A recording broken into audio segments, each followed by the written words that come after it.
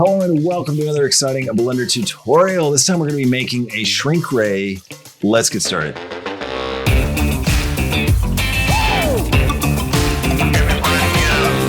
Okay, so today's plan is we're going to make a shrink ray. We're going to cool retro sci-fi shrink ray, and we're going to do like a beam, like a laser beam that's going to fire out of it. We're going to use geometry nodes, do some crazy cool stuff with that. So I hope you're excited about making this thing. So we're going to do some hard surface modeling. We'll do some geometry nodes, put it all together. Let's jump into it. All right, so we're going to start off and kind of think about what we want the shape of this thing to be. So I'm going to get rid of this light so it's not just hanging there and above my cube. I'm not going to delete the default cube. I'm going to keep it alive today because I feel like it.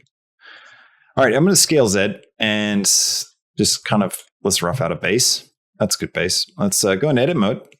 And one thing that I never do, but I've started doing recently, is you can use the number keys 1, 2, and 3 to jump between the vertex, edge, and face mode. Very handy. So if you see 1, 2, and 3 pop up, that's what I'm going to be doing today. I'm going to be jumping around using those. I was going to hit I to inset. So I'll bring this in, and then I'm going to hit E to extrude, G and Z. That's pretty much like those commands right there. You can model anything with those commands. And so let's go ahead and make the body. I'll try that first. Let's go create a UV sphere, grab Z, bring it up. I'm going to right click shade smooth, go into edit mode and hit the number 1 to go to vertex mode. How nice is that? So easy. And I'm going to look at this straight on. I'm going to hit C3 on my number keypad. I just want to pick one of these vertexes that's just right in the center.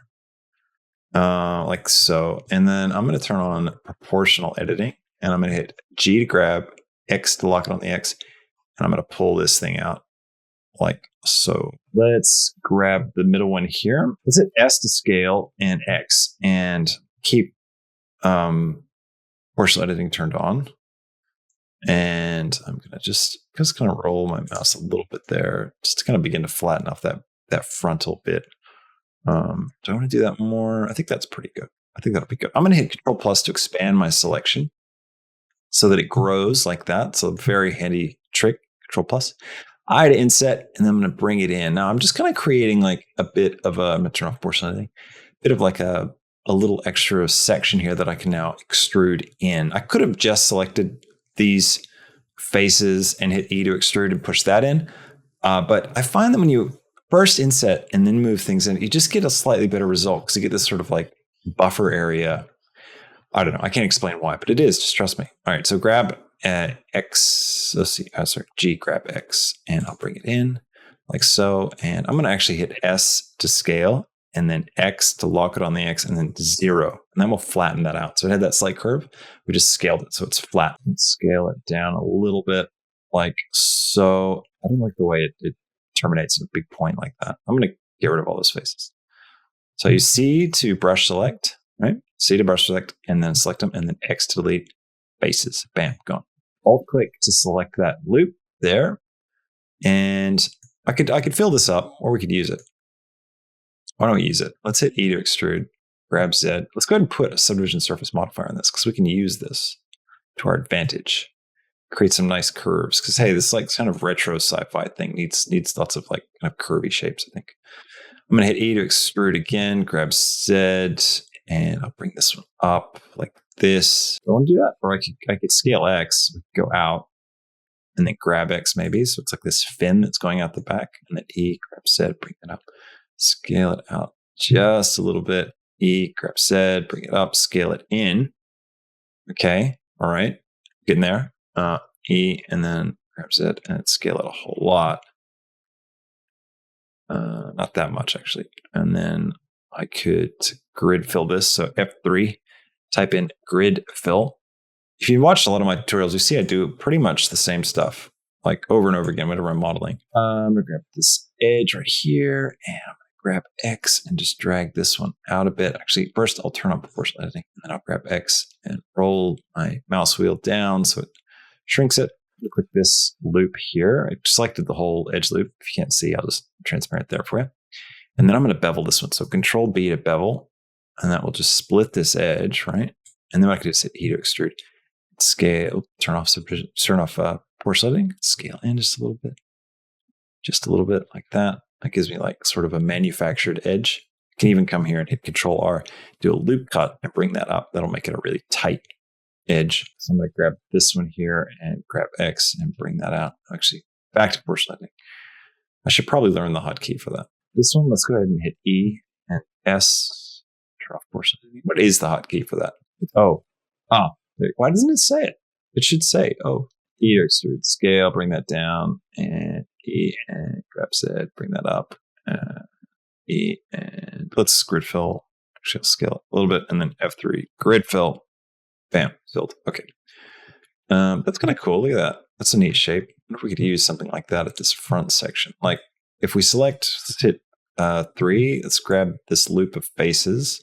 Let's hit E to extrude, grab X, bring this out. Make some panels. Random panels, I to inset, E, grab X, grab Y. All right, and we have like this, we'll have like some kind of like central ray gun thing that kind of comes out here. So I need to select one of the vertexes right here, Shift S, cursor to selected. I'll put my cursor right there, and then Shift A, and I'll make a cylinder here. Why not? And let's rotate on the Y 90 degrees and scale that down. Scale X, bring this out, right click, shade smooth, grab X. Actually, this first one, we'll keep this first one large, and then we'll like taper it down. So I'm going to select the face here at the cap and delete it because I don't want that. Get this edge right here.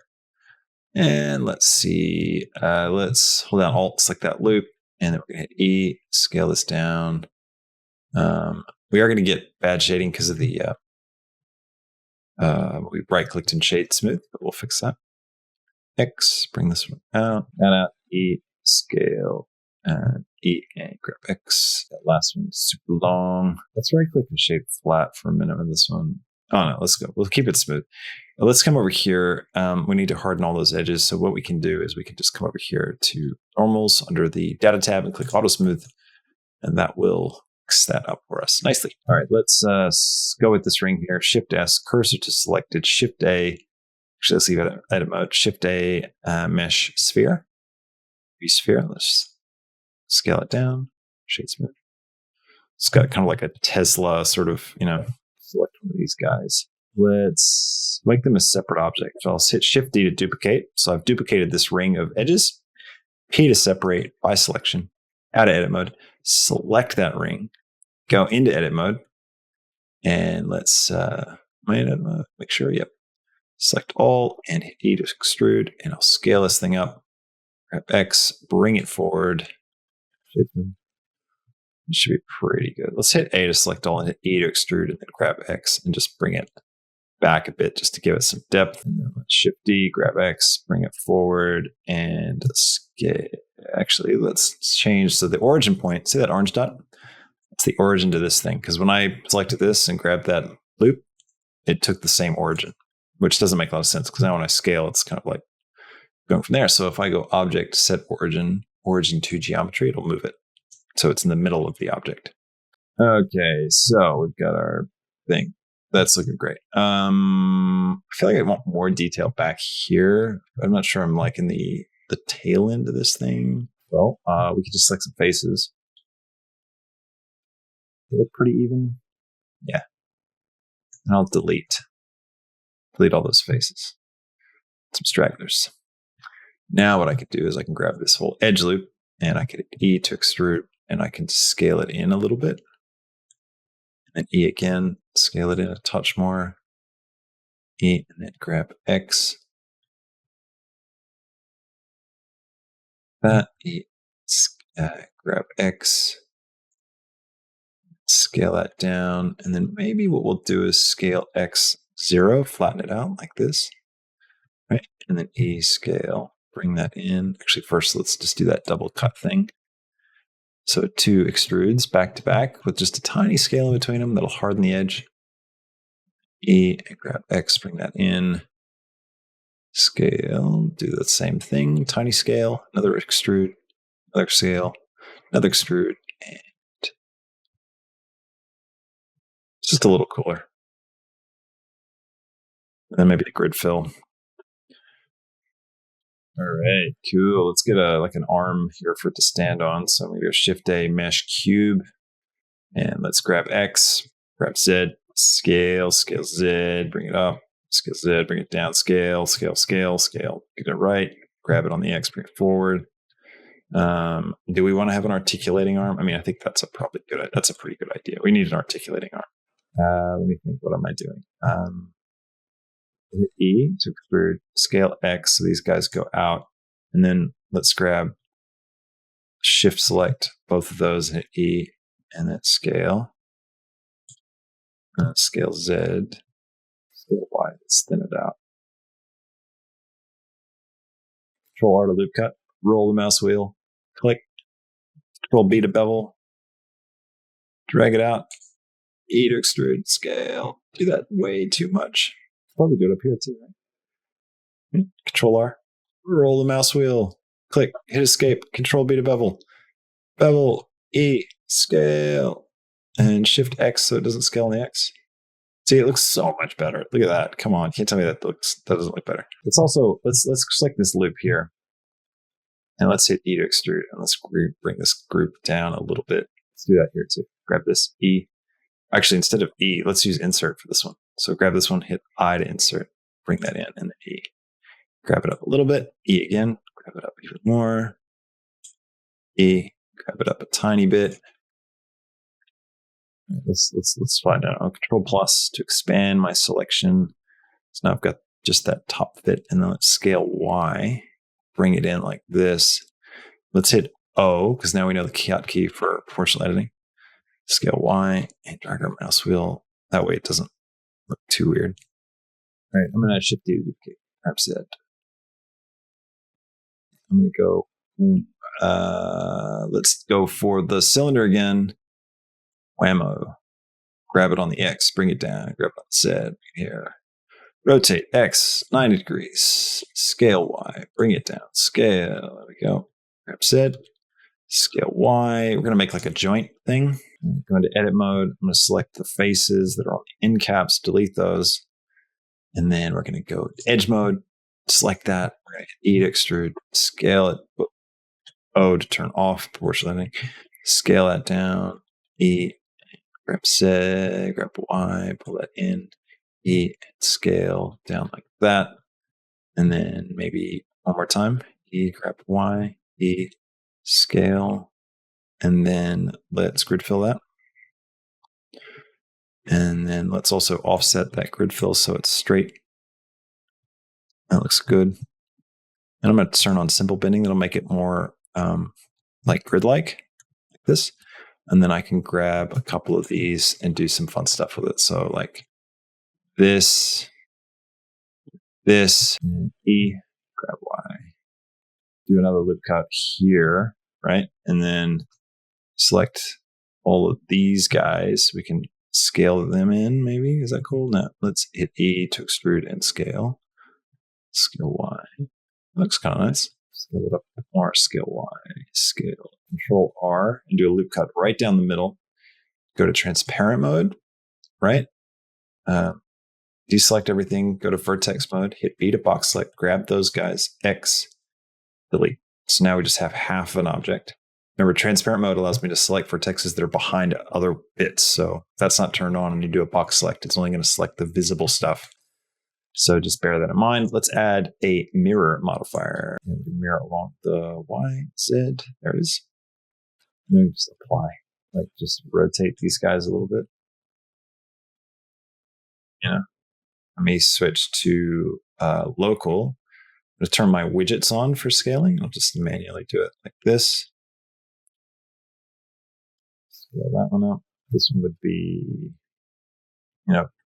like that a little bit. Can we duplicate this thing? And then rotate X 90 degrees, grab Z, scale it up. Grab Z, scale it down. Like it's got some kind of rotator base. We do need to shade both of these smooth, don't we? And then we need to take them in. Oh, what happens if we put a subdivision surface on this? That's actually kind of cool. What happens if we do it on this? Yeah, look at that. Let's do it. Subdivision surface, right click, shade smooth, right click, shade smooth. See how it looks very like kind of 1950s to me. I don't like how it's peeking through there, though. Probably not necessary. Grab X. Subdivision surface on this one as well. Scale it up. There we go. That works. That kind of hides it. We could even like do another one. Maybe we don't need the space. Maybe the space is actually just distracting us from the true beauty that lies within. I'm going to create a mesh plane and scale it up. I'm going to stick it at the 0, 0 point. Got like a table or something. Shout out to Polyhaven. These guys run everything off Patreon, so go give them some love. We're going to browse their HDRIs. Yeah, let's go with that. I think that's good. Go with this artist workshop. And I'll download it at 2K. I'm going to split my view. Come over here to the shader editor. I'm going to switch to world. I'm going to come over here. I'm going to turn on rendered view with Eevee. I'm going to turn on ambient occlusion, bloom, and screen space reflections. I don't have any lights in our scene at the moment. I'm going to come over here and I'm going to Shift A. I'm going to type in environment until I get the environment texture. Artist Workshop, EXR, open image. There it is. Plug this in, and there it is. We've got an artist workshop. Wow, it's a really nice workshop. Let's go ahead and get a camera that we can sort of light to. So I'm going to enter my camera. We already had one. Let's delete that one. Let's lock the camera to view. You can come up here, go view, turn on lock camera to view. I've right-clicked and set this to quick favorite. So all I have to do is hit the Q key, and I can just pop in and out of it. All right, here we go. Get our ray gun set up. Now, I want to kind of blur this background out. So I'm going to turn on depth of field, my camera, and I'll turn my f-stop down. I might change the type of camera. Let's come here, sensor fit. Oh, here we go. Let's, so in the presets here, we can pick different types of cameras. So I'll call like a, I don't know, look like an area Alexa, what, 65? Maybe? And then back to my camera. Take the, there you go. Awesome. Now I'm going to take my viewport display and I'm going to turn passport 2 up, just to darken out everything. Camera to view and find a nice angle on this guy. Let's take all these bits here and let's parent them to this. Control P parent object, and then let's take this object and parent it here. P parent object. Take this thing, parent it here.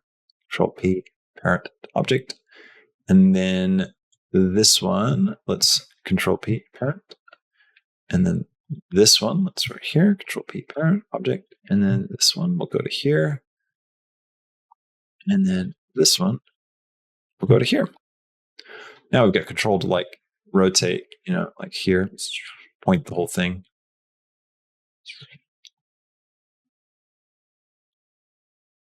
Cool. I might just go the full hog with Polyhaven and let's have a look for textures. And let's get like a wooden desk texture that we can just put on the, there you go, weathered brown planks. That'll probably do it. I also want to Shift D, duplicate, grab Z, S, scale it down, grab Z, scale it up. Give it like a little bit of like a pedestal thing. That looks nice. All right, let's throw some materials in this guy. I'm going to go up here to the main ray gun. All of this stuff. Brush select all this stuff. Holding down Shift. All right, did we get it all? No. I'm not turning on transparent mode just because I don't want to accidentally brush select all that stuff, but I will turn it on now just to check. Yep, there's a few stragglers there. So now I have this front section. Also, I'm going to get rid of those two guys. Fine. All right, so I'm going to come here to my materials, click new, click assign, and I'll call this the ray gun 01. And I can make this like a bit of a red color, like this. And then I need to select the inverse of this. So I'm going to go up to select invert. That will select these other bits. I'm going to deselect that screen because I want to do something separate for that one. And let's see. I need to be in face mode because I actually wanted these guys too. So I'm going to hold down Alt. What happens if we all click that? Is that going to give it to me? Yes.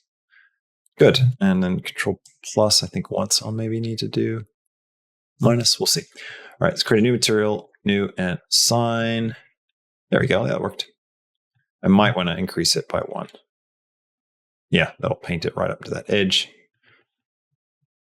That looks good. And then let's grab these guys. These guys. Control plus, one more material, new, assign. This one I might give it a blue color. Actually, this might be like a screen, maybe. Go full black, turn the metallic and the specular, turn the roughness all the way down, and specular all the way up. In this back section, what should we do this? Maybe like a blue? Go for the red and blue scheme. All right, let's take green. Maybe I will push it to maybe a teal. Go teal. I'm just gonna shoot the painting. Oh no. Let's take this bit and we're gonna do a lot of super chrome stuff. So I'll just keep all this like this. I'll turn metallic up to 1 and specular up and roughness be down. That gives me some lovely chrome. These guys need to be kind of a transparent kind of thing, I think, maybe subsurface. So let's turn subsurface scattering up. And I'll make the subsurface color like a bit of a pinkish color, I think. Could be cool.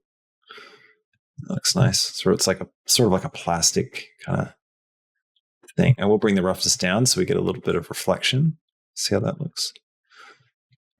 So let's take that, put material 4 on these guys, and give him the chrome as well. Nice.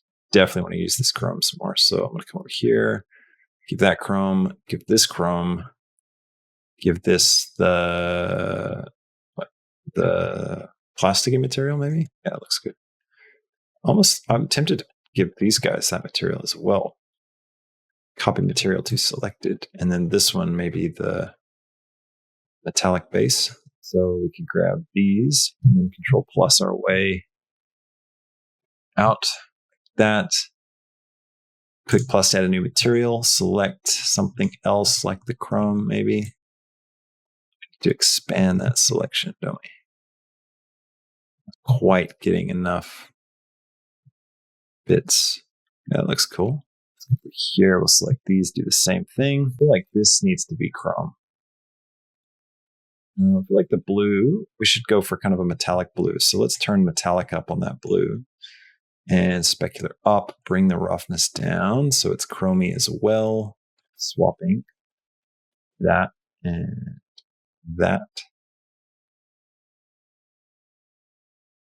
Yeah, I like that better. I feel like these almost should be a similar color. Keep them that same rubbery material, but we can really add a touch of realism to these probably. If we, let's see, first I'll just put a little bit of shine into the surface of that so it kind of fits a bit better and get those, but I'll just show you how to wire them up. I'm going to grab this board here, go to object to get our material here, click new. And I'm just going to drag in. I've got, let's see, the roughness, some displacement, and the color texture itself. Just grab each of those in. You just drag and drop straight into Blender, which is really nice. And what we can do is we can plug the roughness in. Actually, first, let's click this guy in F3, apply the scale so that the scale is applied. And let's take the roughness into the roughness and the color into the color. And then we need to get the bump. So let's come over here and grab a bump node. And let's take this color, plug it into the height, and take the normal, plug it into the normal. And then we need to decrease our distance. So I'll go to 0.1 and bingo. Right, let's go back to the center bit. Let's zero that out. And then click here, Shift S, cursor selected, Shift A, curve path. Okay. Grab it on the X and bring it forward. So it's kind of touching there. Let's scale it on the X as well. Just going to keep playing with it. And let's take this and let's go to geometry. So under the curve tab with the curve selected, go to geometry, drop that down. We're going to come to depth. We're going to turn the depth up just a little bit. We're going to create a new material. I'm going to give this one just a straight up emission shader, and I'll turn it up so it's glowy. Thinking a blue volt. We'll also go ahead and parent it. So we'll parent it to the gun so I can move this thing around and still get cool stuff. Then let's take What do I want to do? If we go to, do I have this turned on? Is it under extras? Beam, wall, simple stars, honeycomb. No.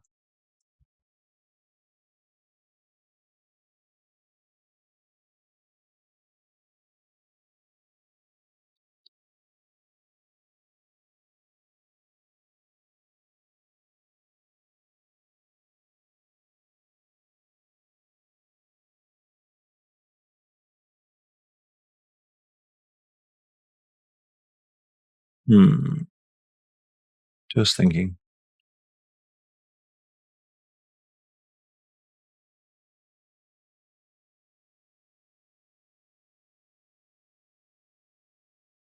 What do I want to do?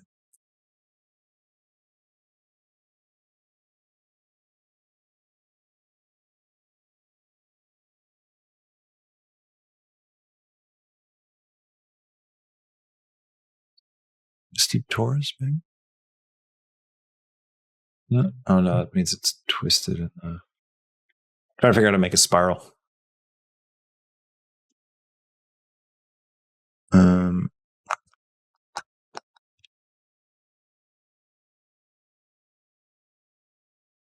Hmm.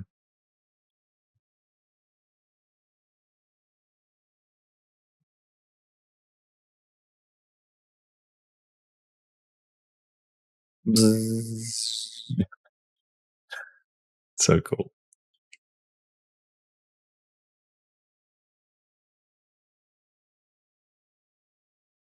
All right. We'll need to do some kind of. I mean, we don't have to. Be cool though if we did some kind of electric system.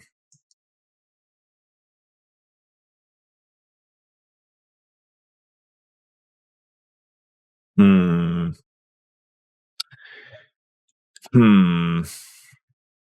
When in doubt, play with your depth of field. That's what I say. Blades. I'm going to give it 8 blades.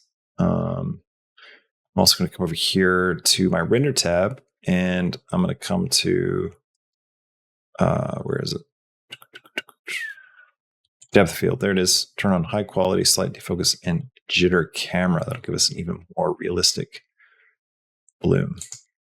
I'm stalling. Well, okay. Let's take this laser thing, and let's jump over into geometry nodes just to try. Right. Let's save this as well. Let's see. Shrink array. By the way, I put this project file in the Patreon download folder for everybody that's on the second tier and up for this month. So if you're keen to get this project file when I'm done, go consider joining up. That's how you can get it. You get this month's project files and last month's project files. And then every month I send out a new link. So you can, and this live stream I'll put up for everybody on Patreon as well. And everybody that's a YouTube channel member at the All Access Pass level and higher. So let's click new, create a new geometry node system. Let's grab some noise. Noise texture. So here, let's go position. And then set position. And what I want to do is grab a vector math node. And we're going to take the top one, plug it in here. And this one, the color, plug it in here.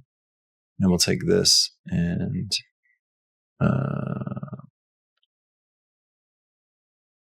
also wanted to have another one here. Shift D, duplicate, bring it right here. Turn this to multiply.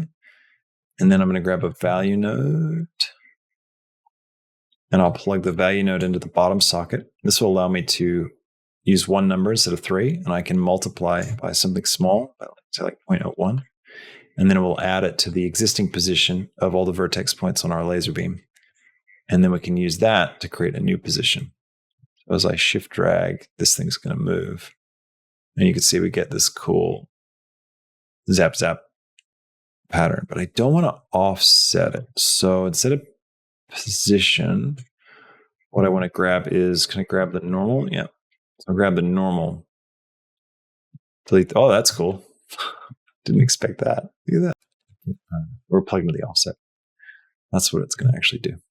It was the fact that I didn't have to set to multiply. By adding it, it was the normal is basically it's between the value of 1 and -1, and it describes the direction that each face is pointing. And so I was adding 1 as an offset multiplied by this noise texture. So it was moving the whole, like each vertex by 1 in world space, which is, pretty big. Whereas if by multiplying, it's taking this 1 and it's multiplying this tiny thing here that we're making it into an even smaller number, but in the direction that it needs to be in. And then we're using that to offset. Hope that makes sense. That's can sound a bit crazy. There's a curved spiral. It's automatically in there. Could we just use this? Let's do a curve circle as well, right? I'm getting excited. And let's go for a curve to mesh. We'll take the spiral and we'll plug it into the curve, and then we'll take the curve circle, plug it into the profile, and then we'll get a join geometry.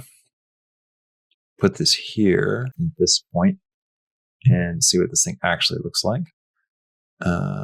This is the one that I'm meaning to change. So, okay, I can bring this down so it's tiny. Rotations. Oh, that's cool. Look at that. Resolution, height. We can stretch her out. Now I just need to put it in the right spot. So I need to grab a transform. Is that correct? Put this here, and then looks like we just need to rotate on the Y 90 degrees. Yep. And then we can just extend it